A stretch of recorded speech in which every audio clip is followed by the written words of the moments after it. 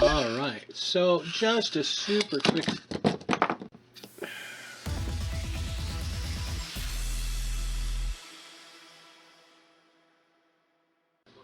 Okay, so here we go, all primed and ready for paint. So we're going to take this apart again. And you notice the bottom of the feet aren't primed, because I don't care about the bottom of the feet.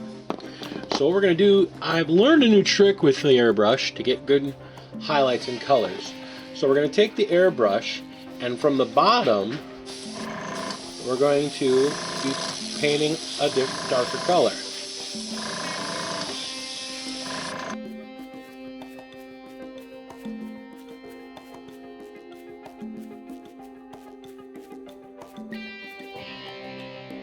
And we'll come back to our main goat. So let this dry and we'll come back. Okay, so nice and dry. So now we're going to take the figure and we're going to give it its actual base coat.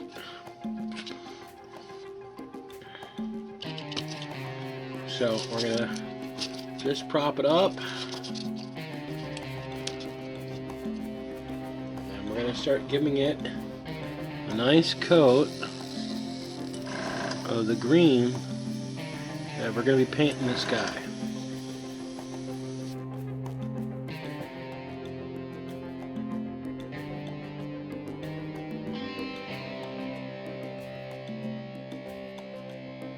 Alright, so we're going to get the rest of this painted up. Not used to painting with the camera yet, so it's a little more complicated than I was hoping, so it's a little hard for me to get this through here. So let me finish getting this base coat on, and then we'll come back and we're going to start doing some detail work. So we'll be back. Okay, so here's where we are. We got our undershade from the bottom up. The green has dried, and the top down shade of the paler green has dried. Just so you know what we're using, the undershade was Deathworld Forest, and the down shade was Elysian green. Now, I know neither of those are Deathguard green, and there's a reason for that. So our next step here is going to change the tone a bit. So we're going to take a bunch of Athonian Camoshade, and we are going to drench the details of this model in them, and that is going to give us the Deathguard green shade that we're looking for.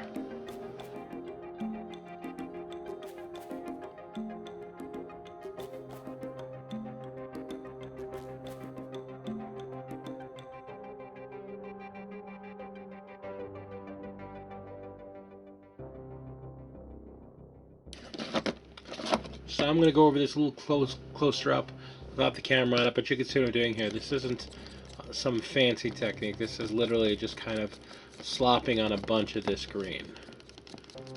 So I'm going to go over this a little closer, and then we'll let it dry, and we'll come back tomorrow and cover some more details. Alright, crafters, so we now have our greens on there, and we're just going to do some dry brushing to bring out some of this detail before we get into the real meat and potatoes of this paint job.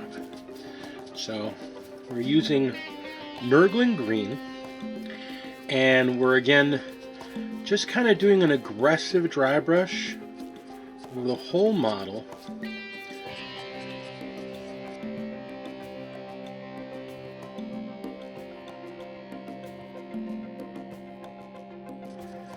Really aggressively getting these details nice and highlighted to add some depth of field and color. And it's okay if you rub it off on areas you know are going to be a different color later.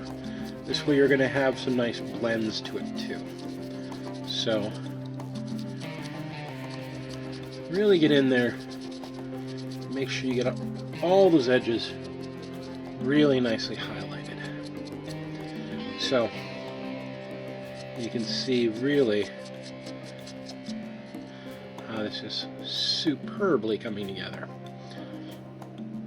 Alright, so I'm going to go back and I'm going to do the other 3 pieces of this mech, this Dreadnought, and get it all looking beautiful. And then we're going to come back and we're going to come back with some Daemonette Hyde purple as the base coat for where we're going to have exposed flesh. So get his stuff highlighted and come back with some Daemonette Hyde. Okay.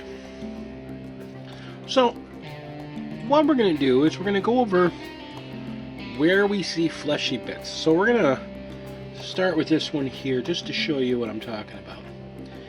And on this piece you can see where it's creating flesh and coming out, at least by design. So this fleshy pits, we're just going to take a simple layer brush or a basic brush, and we're going to put a layer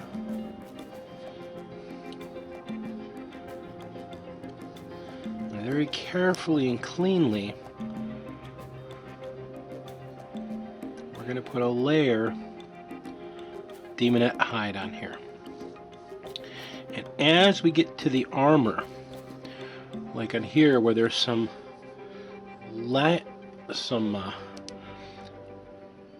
crossover from the flesh to the armor, we're gonna just blend it a little bit so it looks like the flesh is kind of oozing in between plates and outside of the armor.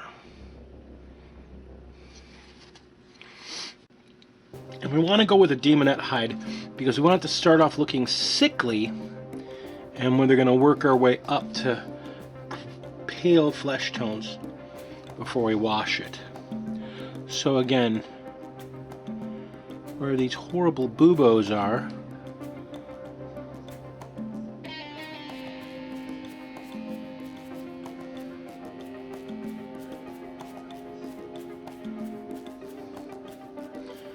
we just want to have a little bit of flesh tone, or at least this Daemonette Hyde, to mark where we're going to start our flesh tone at. Alright,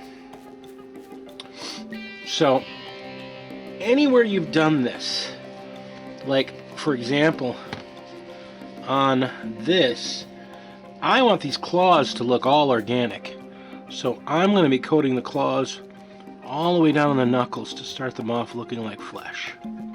So go through your model, go through where you modified, look at where you want there to be meat poking through the metal, and get it base coated with that Daemonette Hyde.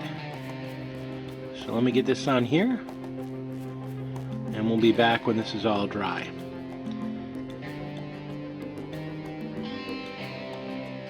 Okay, so we're gonna use this as our example so we can see what we're talking about here. We're doing this, we're taking some Kislev flesh, and we're only putting a little bit on the brush. We're not really loading the brush up.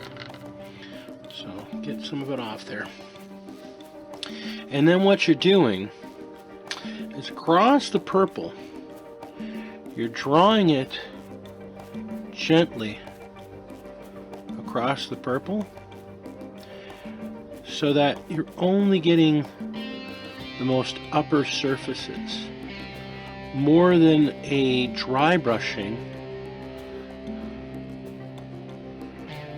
But you want to make sure that purple really stays in the depths, but is still there to tone the piece you're doing. So you may end up doing a couple layers of this to build this flesh tone up. But again, you want to make sure that you don't completely eradicate this purple undertoning, because you want to have that sickly color to the skin.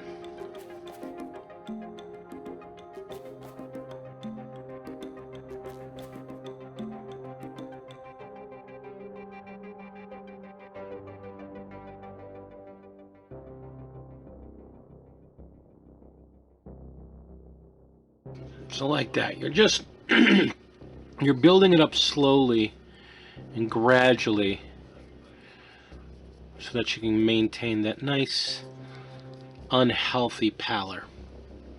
So go over all your flesh and do this and build that up, and then we're going to come back with some flayed one flesh. Okay, so we've really nicely dried, and we're really starting to look pretty sickly. So like I said before, we're going to get some flayed one flesh, and we're going to do the same thing we did before with the Kislev flesh, but this time we're going to do it even lighter and even more just to the higher portions. So we're just taking the the flayed one, and we're just touching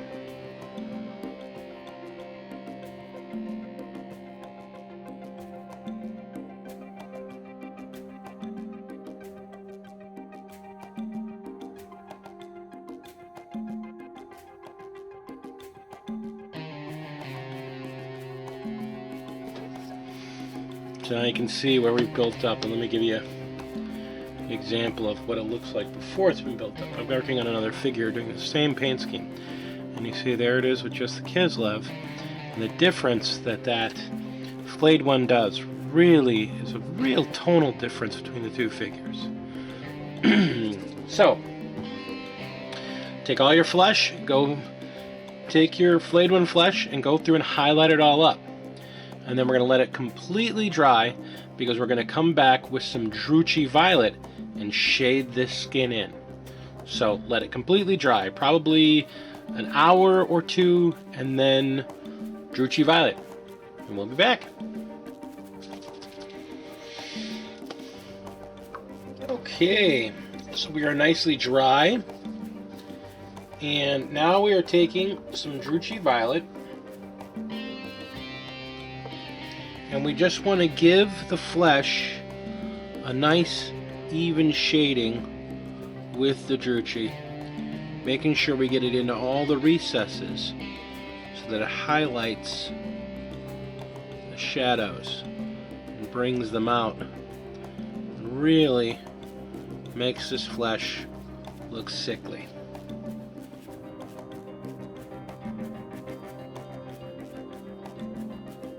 Alright, so just like that. So go over all the flesh, get the Druchii violet. Now, I want to point out there is one part that if you did use pieces that have this, I'm going to quick show you. I've got a piece here that has a tongue on it, and I'm going to use the Druchii for all around it.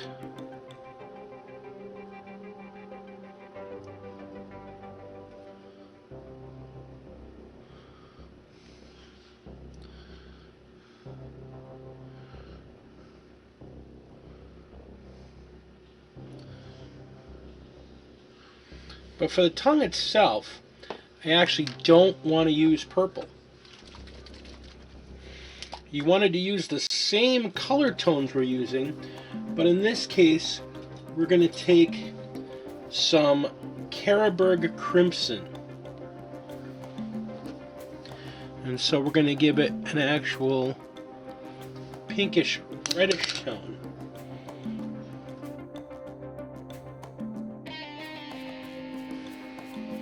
Alright, so go around and Druchii up your skin, and then let it dry. And don't let it pool up like this. This is too much here. Make sure you get some of this stuff back out. You just want to get it in the recesses You don't want to just completely blot out everything you've done. So get your Druchii Violet, get it onto your flesh, and then we're going to come back once it's all dry, again coming back with the Flayed One flesh. Okay, so we're back. So now we're fully dry. Our shade's on. It's very purpley. Still got that flesh tone underneath. So now we're taking our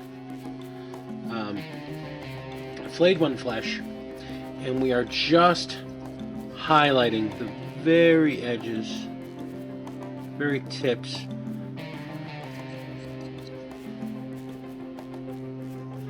It's almost like a dry brush, except our brush is still wet. And don't be afraid to, if you get too much on, to take some of it off, because we just want to highlight it just a little bit.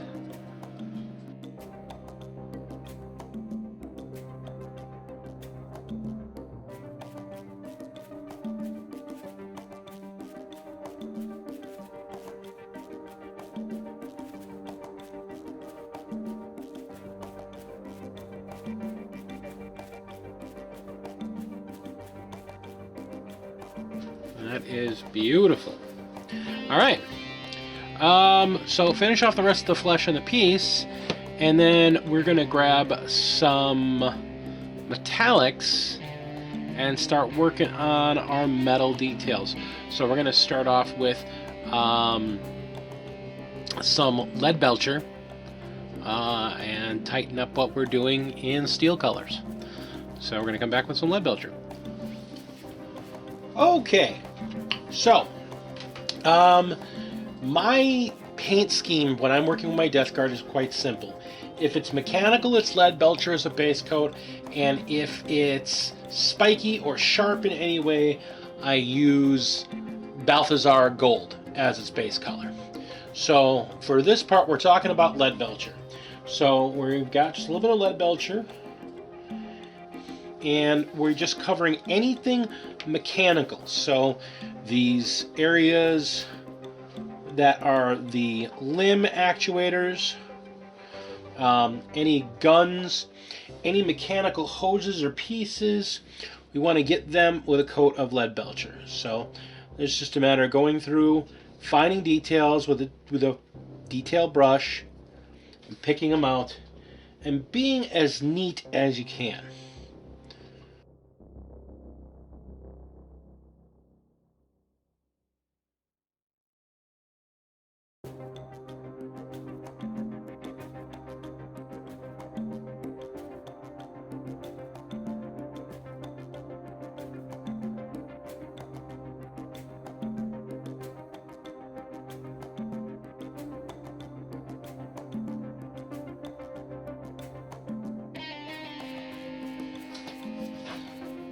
Alright, so that's a good start. You can see here, picking out those metal bits, starting with this Leadbelcher. Go through and pick out your details, and make sure you don't neglect some of these hoses and pipes, and pick some of them to color up as well. Go through the whole model. I'm going to finish with this here, let it dry, and then we're going to come back with some Balthazar Gold and touch those details in.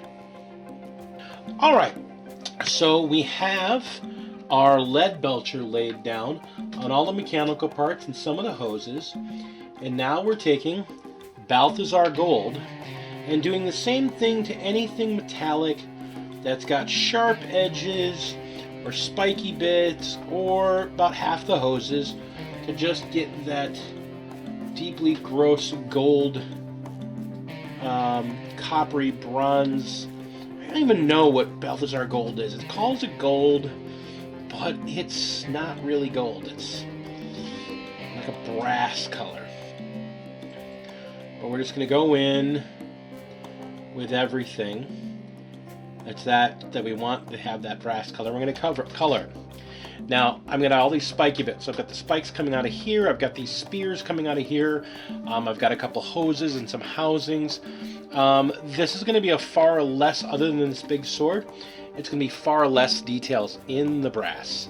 And then after it's done, we're going to come back. I mean, this is just basic, getting in a base. Try to be neat as you can, and just try and get things picked out and covered in this color.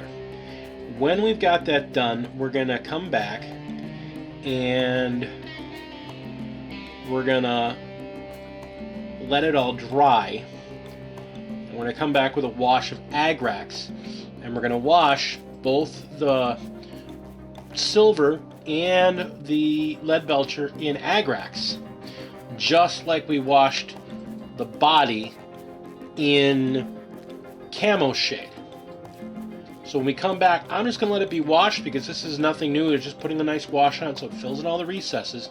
And we're going to come back and we're going to do some edge details to show the highlighting and whatnot. So when I come back, this will all be washed. This will all be filled in, and we're going to talk about edge detailing. So we'll be back pretty quickly. Alright, crafters. So back at our regular workspace here. And all of our washed metals are now dry. And so now we're just going to work on some final pieces. The first thing we're going to do is going to do some edge highlighting. And for the edge highlighting that we're doing, it's doing kind of a combination of edge highlighting and dry brushing, depending on what we're dealing with here. But we'll be doing that. We started off with Leadbelcher and with Balthazar Gold as our base color, as we saw before. Well, now that we're doing the layering on it, we're using the same layer color for both dry brushing and for the edge highlighting. We're going to be using Runefang Steel. So for the larger surfaces, like on the mechanical bits and the gears and whatnot, we're doing more of a dry brushing type texture on there. Very lightly, just trying to get some shine on the edges and highlight the edges up. Not going too crazy, not going with a really aggressive dry brush, just enough to bring back the metallic sheen and create some highlights.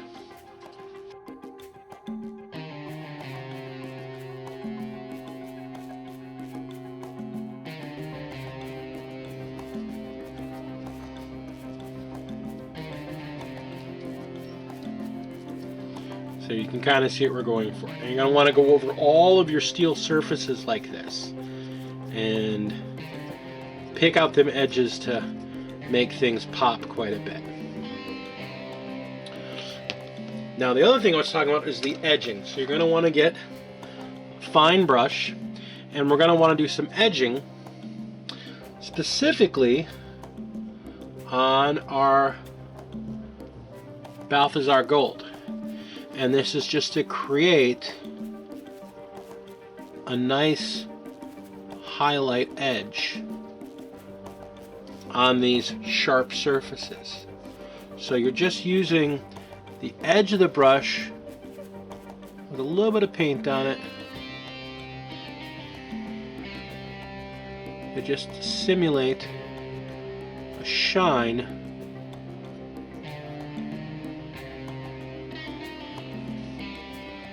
on sharp edges. Now with details like this, you may want to go back and possibly even dry brush raised surfaces, again just to create a little bit of a glare or a little bit of a shine, but you don't want to get the whole piece. You don't want to take away from that golden coppery color.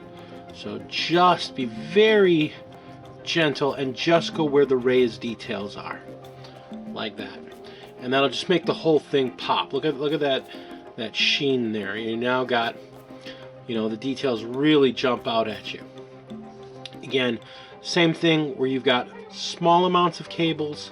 You don't want to go crazy, you don't want to go heavy, but you just want to drag it across just the highest of surfaces, or edge the very tips of surfaces just to get it like a shine. So take your silver, go over your edges there. And when we come back, we're going to be basically done. The last things we're going to do, I'm going to do this off camera. We're just going to do some final detail work. Take these skulls, paint them white, and make some bone features on them. That's just a simple painting them ivory, and then wash them in a couple layers of sepia. Pick out some details here, some black, just little tiny things here and there, little things you pick out to make a miniature pop. So we've gone over our main bits. When we come back, you're going to come back and see the finished product. We'll be back right after this. And there we go. Look at this beauty. We started off with a good old easy build Redemptor Dreadnought. And after some kit bashing and a bit of painting and a bit of gloss lacquer, we now have this beautiful, counts as Death Guard Leviathan Dreadnought with Siege Claw and Butcher Cannon. Beautiful base, beautiful figure, lots of detail, nice and gross. This thing is going to be a beauty. I'm going to love putting this on the field. I'm going to love showing this thing off. I am so absolutely wonderfully pleased with how this fat boy came out. I want to thank all of you for being here with me during this process. I hope you all learned something. I hope you enjoyed this. If you did, go ahead and hit that like button. Follow me out on Instagram. I do have a Patreon if you're interested in helping me out. $1 a month gets you a shout out every month to me. $3 a month gets you access to our special Patreon member Discord. And for $10 a month, you not only get that, but every 3 months we are going to be giving away some sort of gift to one of our lucky Warlord level patrons. I appreciate all of you for sticking with me through this, and I am just tickled pink how this came out.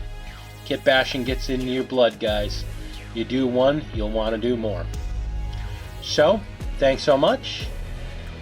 Remember, keep it light, keep it fun, and always, game on.